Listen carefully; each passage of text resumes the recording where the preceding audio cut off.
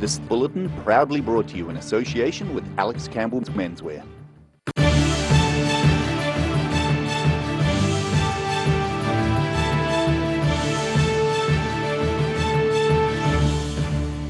Tonight on the South Today, travel operators and many in the tourism sector are looking forward to welcoming Australians when the travel bubble opens. Motoring memories have been stirred by the appearance of the 1956 Chevrolet Bel Air in Gore. And Scottish country dancing enthusiasts put their best feet forward.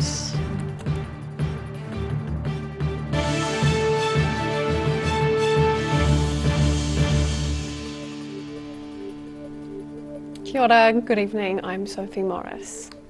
Tourism and travel operators are celebrating and in planning mode following the announcement of a Trans-Tasman travel bubble. Dunedin travel agents are among those looking forward to a brighter future. In about a fortnight, New Zealand will be open for business with Australia on a state-by-state basis. If, however, a case was found that was not clearly linked to the border, and a state responded by a short lockdown to identify more information, we'd likely pause flights from that state in the same way we would stop travel into and out of a region in New Zealand if it were going into a short lockdown. Ahead of yesterday's announcement of the bubble opening with Australia at 11:59 p.m. on April 18th, Air New Zealand announced a sharp increase in the number of Trans-Tasman flights beginning on April 19th. Air New Zealand's CEO says it's the best news he's heard in his time with the nation's carrier. And I can tell you, I know it's going to mean a lot to all of us in Air New Zealand. Anyone who we've been able to bring back, those who have been just waiting and itching at this opportunity for us to be able to get out there and sell some more tickets, it's here. Greg Foran says it's a shot in the arm for travel and tourism operators around the country. At Dunedin's Vincent George Travel, broker Roseanne Connolly-George doesn't expect a huge number of travellers rushing back and forth immediately, but says it's very welcome news. We've been waiting for today ever since our first lockdown, I think. So whilst we've been repatriating a lot of people home and bringing them into New Zealand and out of New Zealand to go home, today marks a significant time for us to be able to open up communications with our clients and offer them a little bit more than we've been able to do previously. Connolly-George says the announcement offers clarity for travellers and a boost for travel agents, but she believes many will be nervous. I think there'll be some trepidation. People will still be a little concerned. People are going to want to know how safe is it to travel? What if something goes wrong? What if there is a community case in one of the states overseas in Australia? Where does that leave them? So I think us being able to reassure them that we are with them every step of the way is something that's going to be highly significant in today's announcement. The Prime Minister says there are many safeguards in place. The Trans-Tasman travel bubble is set to open on April 19th, COVID-19 notwithstanding. In Dunedin, the South Today. A crash between a truck and car briefly closed roads in Invercargill this afternoon. Emergency services were called about 1:30 to the crash on the corner of Leven and Spey Streets. Ambulances attended, but no one was injured. A section of both roads was closed for about 20 minutes until officers cleared the scene. A witness who did not want to be identified says the truck was turning left on Spey Street at the time the car drove through the intersection. Memories came flooding back for a southern motoring enthusiast as she viewed the car in which the first meeting of the Cobra Rod and a Custom Car Club was held in Gore. A 1956 Chevrolet Bel Air car owned by her brother Graham Buchanan was parked in Gore's former Centre Parks when the idea of a car club was first discussed 50 years ago. Some cars will always be memorable. And seeing this 1956 Chevy Bel Air brought memories flooding back for a former passenger. Absolutely awesome. I was only a teenager when I last saw this car and got to go in it a few times. Not very often. You knew it was going to be really special if you did get to drive in it. It's now owned by Anne and John Eisenhut of Tokoroa and featured at the Cobra Rod and Custom Car Club's 50th anniversary celebrations in Gore. John Eisenhut says they gladly accepted the invite to bring their pride and joy. I was approached by one of the guys in the club and he said this was the first car in the club.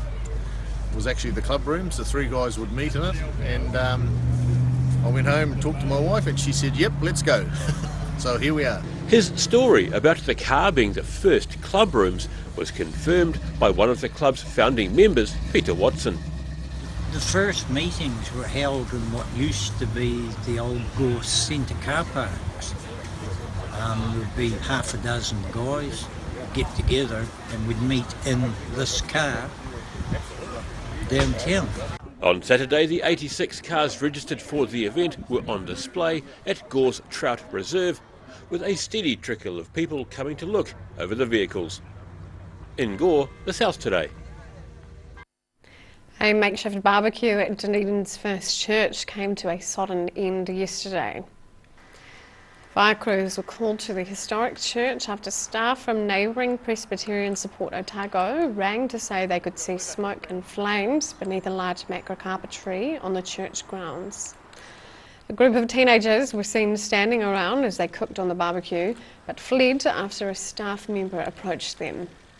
Fire and Emergency New Zealand say there was a fire ban which was in place at the time.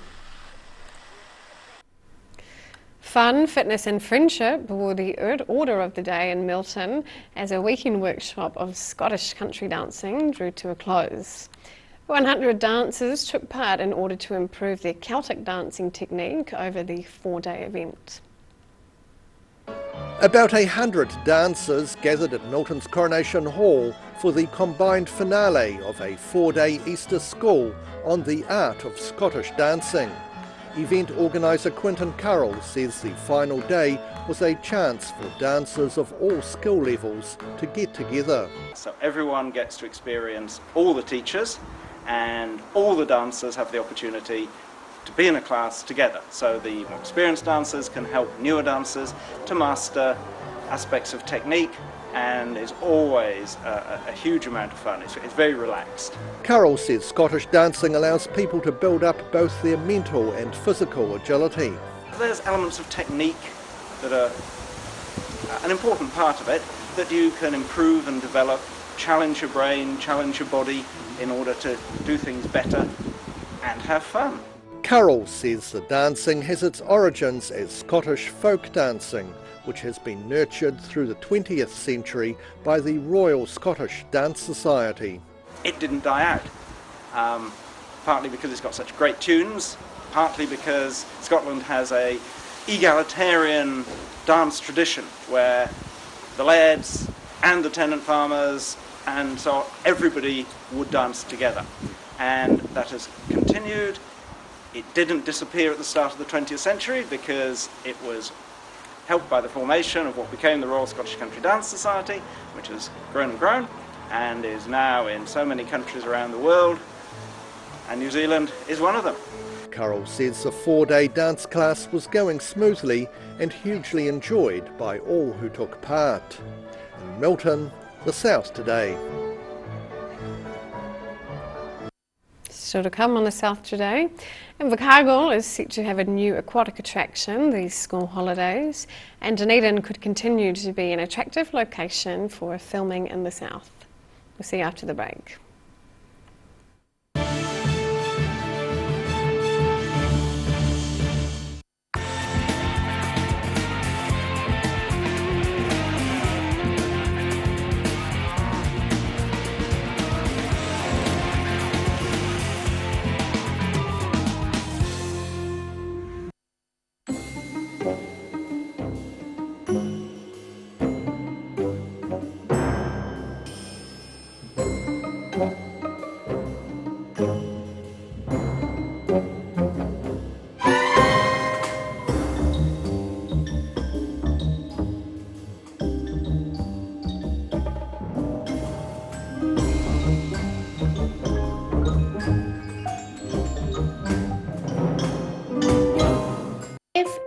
Risk of developing melanoma skin cancer, you owe it to yourself to have a mole map. Mole Map is coming to your area. Phone today to make an appointment. It could save your life. Hi, it's Lindsay here from Alex Campbell Menswear. Our 3 stores have got a deal for you. We're going hard, we're going early, so we've gone hard on the prices, 50% off, a great selection. Shorts, look at all these shorts. T-shirts, they're all half price. Check out all those tees along there. What about all these ones down here? Also at a great saving, 50% off. We're going hard, we're going early. Polo shirts, short sleeve shirts, there's such a variety.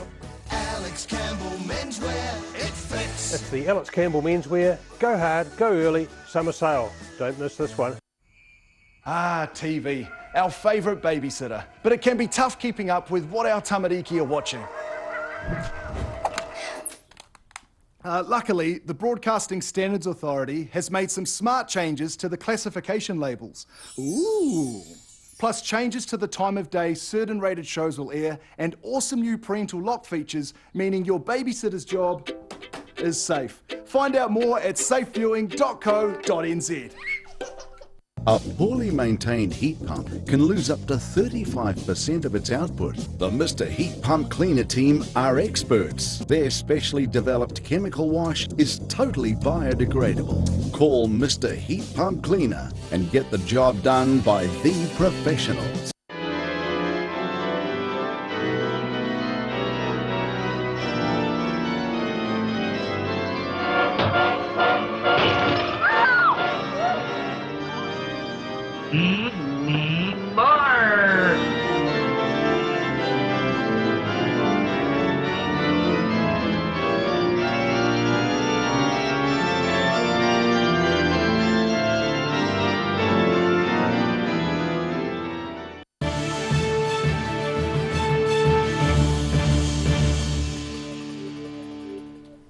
Welcome back. The Dunedin City Council say a consistent flow of film projects could provide enough work to employ a Dunedin-based film crew year-round. However, to realise this vision, Otago will need to build on the momentum from Netflix productions such as Jane Campion's The Power of the Dog, as well as The Royal Treatment, filmed last month in Oamaru and Dunedin. Possible future projects include several feature films and 2 international television series. However, none of the projects have been confirmed. A proposal to develop a film studio at Parry Street in Dunedin was put off last year when the government chose not to back the conversion of the warehouse at the cost of $17 million. Invercargill is set to have a new aquatic attraction these school holidays. Following months of delay, 3 new hydroslides at Splash Palace are set to open in 2 weeks' time. The council is projecting visitors to the aquatic complex will rise by about 13%. The 3 new slides will be able to run almost 500 rides an hour, which is 4 times the capacity of the current hydroslides. The project has cost over $3 million. Retaining the heritage of Muddy Creek isn't lost on a group of Waitaki Boys high school pupils. For years, the creek, which runs through the front of the school, has been blocked, filled with rubbish and overgrown until recently. After years of Waitaki Boys high school pupils walking past Muddy Creek, some of them decided to do something about it, with the help of one of their teachers guiding the way. Our teacher, Mr. Iburn, he brought it up and we thought, yeah, that'd be a good idea, and he's pushed us through it all, and then, yeah. Led by their group teacher, the Year 11 pupils created the Creek Restoration Project, nicknamed Creek Boys, to remove the rubbish, old trees and clean up the area, before planting native shrubs along the bank. Their project came to life thanks to winning a national competition for a $5,000 grant and a day's labour. Eli Johnson says there's a good number of people taking part across a number of groups. There's all up, there's about 50, but we've got this section here, obviously, and then up the creek more. There's another group. The project was also supported by Waitaki Girls High School pupils and support staff. Eli and Liam Maver say the plants allow for a nicer outlook when pupils and visitors come to the school. And they say the creek is important to tangata whenua. Bit of culture. It's good. And it's also a Māori creek. Yeah. They hope by cleaning up the area, more of the community will be inclined to spend time visiting the school grounds. Further phases of the project will be completed later on, including ecological DNA testing on the creek. In Oamaru, the South Today. After the break on the South Today, investigators are looking into claims highly toxic waste has been buried at Tiwai Point, and we check out the weather.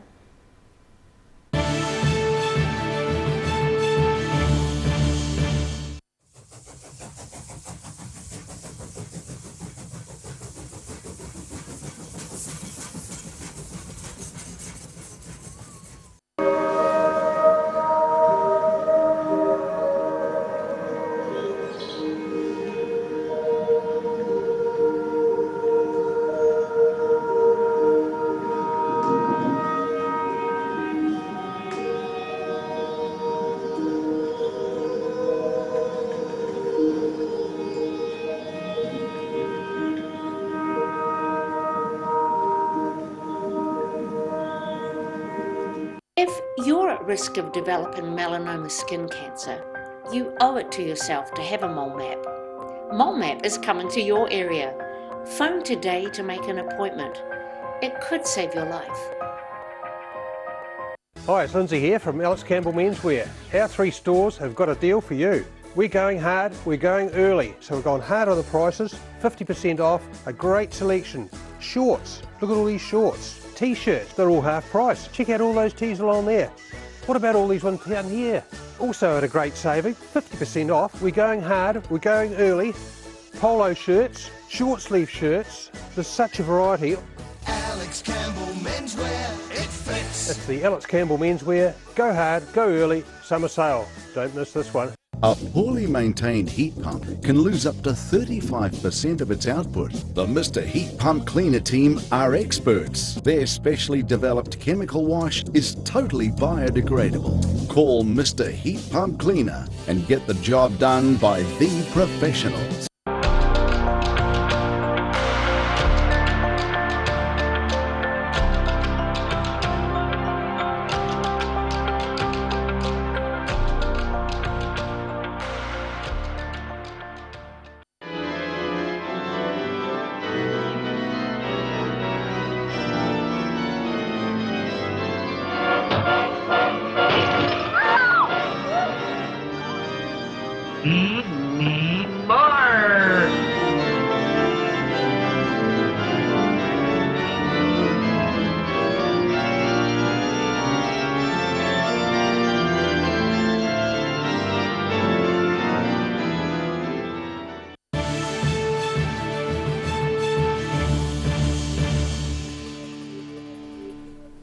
Welcome back. Investigators are looking into claims highly toxic waste has been buried in unmapped sites at Tiwai Point aluminium smelter. This includes waste that contains cyanide and toxic fluoride and is banned from being buried and untreated in both the US and Australia. Waste burial reportedly went on prior to the Resource Management Act's enactment in 1991, by which stage tens of thousands of tonnes of hazardous waste had already been produced. A report from the Regional Council Environment Southland says it is likely that a number of unmapped or unconsented contaminated sites exist. And now recapping tonight's top stories on the South Today.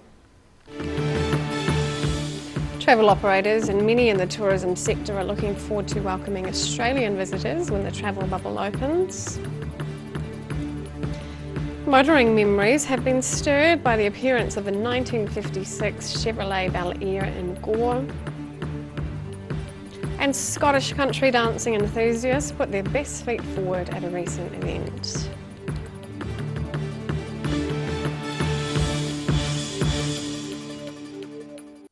And now for a look at what's happening in tomorrow's ODT. Welcome, Barry. Hello, Sophie. Good evening. More problems with ICU. The second stage of the upgrade at the Dunedin Hospital will not open for at least another 18 months, so further delays there. The value of mining permits could be the sticking point in negotiations to secure the Fulden Mar site, so that's been in limbo for some time. And it doesn't seem to be moving anywhere. A book about one of North Otago's most notorious crimes is still causing controversy in the community almost 40 years later. A planned book launch has been stopped after the community concerns. The library in Oamaru planned to launch the book, but community raised up against it, and it's not going to happen. Chief Executive of Queenstown Airport has resigned. I don't know a lot of detail about that, other than I believe he's moving to Auckland, but the reasons why we're not sure of. Some good news, the bubble's opened, of course, so that's great news, isn't it? And it also means Super Rugby's Trans-Tasman competition is going ahead. Yes. So that's exciting, and the first game for us will be the Highlanders playing the Reds, May 14 in Dunedin. So we get a chance to compete with our Trans-Tasman neighbours, so that'll be good. Right. And in the arts page we have a look at the dance scene. For the Dunedin Arts Festival and the Festival of Colour. So Rebecca Fox has talked to dancers and choreographers about what they're up to. Wonderful. All right, lots Thank you. in tomorrow's ODT. Thank you, Barry. And now for a look at the weather. Tonight's weather proudly brought to you by Mole Map. Beginning with the southern view, watering time for some recently filled flower beds. Looking at the situation, fine for a few more days, but unsettled weather is lining up for the weekend as low pressure systems marshal in the Tasman Sea.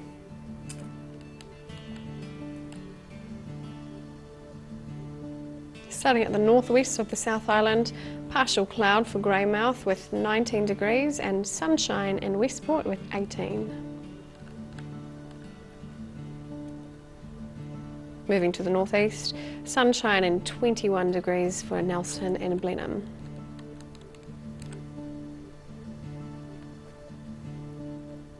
Heading to the Canterbury region, partial cloud with 17 degrees in Kaikoura and 19 in Christchurch and Ashburton.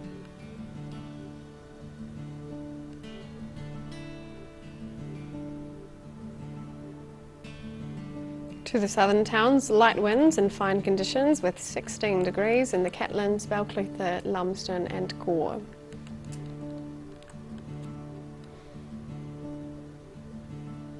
To the central region, fine conditions and light winds here as well, with 18 degrees in Queenstown, 19 in Wanaka, 20 in Alexandra and 16 in Te Anau.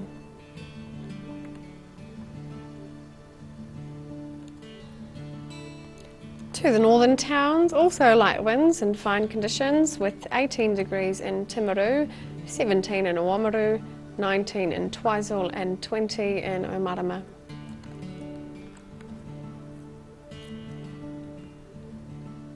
In Dunedin, fine and cool tonight with a low of 5. Mostly fine and sunny tomorrow and Friday with moderate northeasterlies. Pleasant daytime temperatures and cooler at night. Tomorrow's high is 16 and low 6, and Friday's high 16 and low 7.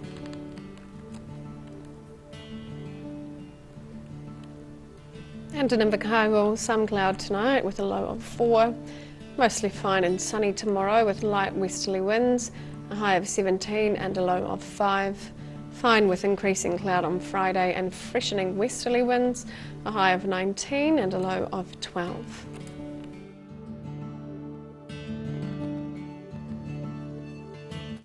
That's all for our news this Wednesday. For the latest news from the southern region, head online to odt.co.nz or follow Channel 39 on Facebook and YouTube. Thanks for joining us. Ka kite anō.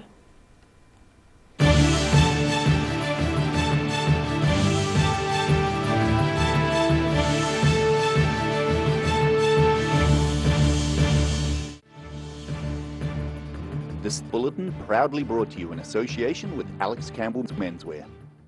Supporting local content so you can see more of New Zealand on air.